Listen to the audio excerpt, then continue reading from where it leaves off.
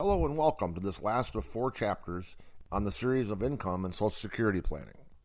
Remember that earlier we said that the things you can control about finances in retirement are taxes, timing, and fees.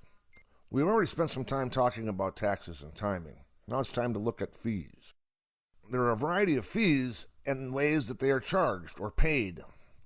Product fees are the most obscure and inconsistent. They're hard to see and they're widely varied. Now, advisory fees are paid for planning and asset management. Those results ought to indirectly pay for themselves if done properly. The biggest fees that we see are the costs of unnecessary insurance and the tax impact of buying the insurance. We sometimes find people paying income taxes on Social Security plus paying income taxes on the income necessary to pay the premiums.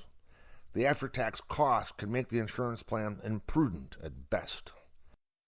Well-meaning people will buy insurance this way or help you buy insurance this way without looking at the real cost instead of the price. If you have a situation where an annuity made sense, it came or comes in one of 3 flavors. Retail platforms usually have surrender penalties with high platform fees, often as much as 1.25% per year. The person helping you buy them often gets paid for the effort. Very well, incidentally. If you own one of these that you bought a decade or more ago, the annuity may have guarantees that are no longer available. So the fees may provide more than tax deferral, funds, and statements. Now, if your annuity's guarantees are not the reason you invested in them, you need to look at the cost. Now, you can buy advisor annuities that have no surrender penalties, platform fees are around 0.3, and funds are 0.25 or so, which is really quite nice. We can give you some options here if you have an interest in it. Now, mutual funds have their own fees. You can search for expense ratios and get a good sense of the cost. The platform or custodian you use charge custody and or transaction fees. Be aware that $5 trades are limited to certain funds.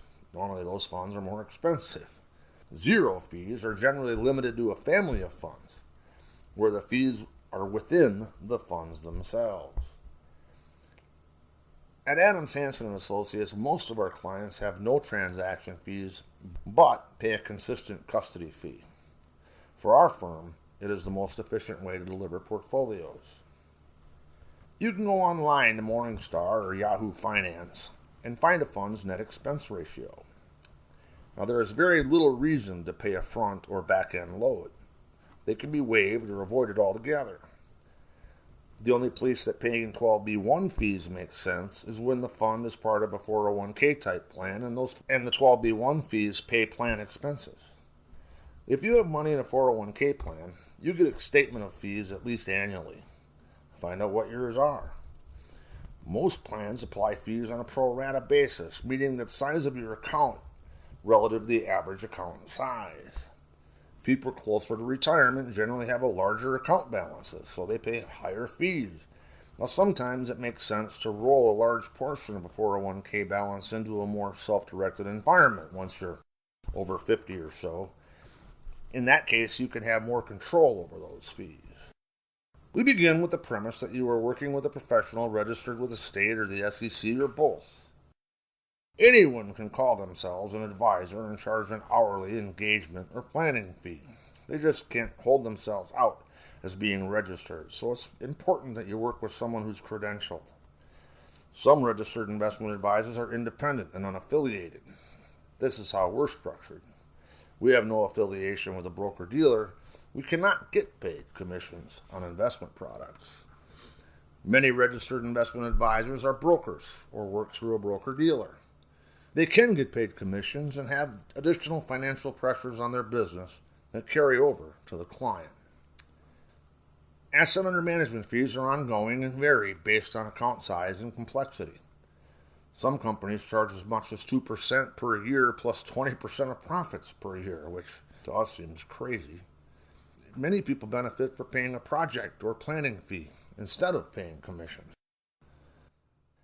A credentialed registered investment advisor with experience will help you with any or all of these items.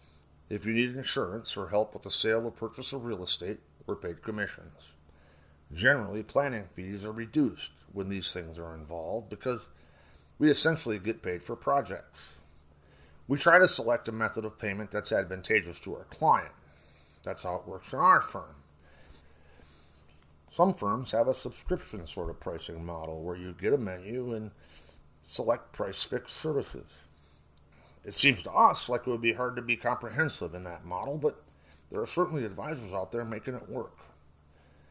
We get paid to manage money, but the planning and maintenance is where our value lies. Make a note on your notes page to check the assets that you own and what they cost. It might surprise you. It can't hurt. It might help. Please look at the other presentations on our web channel. One of them is about modern portfolio theory, which deals with harvesting gains and losses. It's applicable to what we're doing here, but it's a 5-minute presentation unto itself. We have other things out there as well. So take a look. Thanks for listening.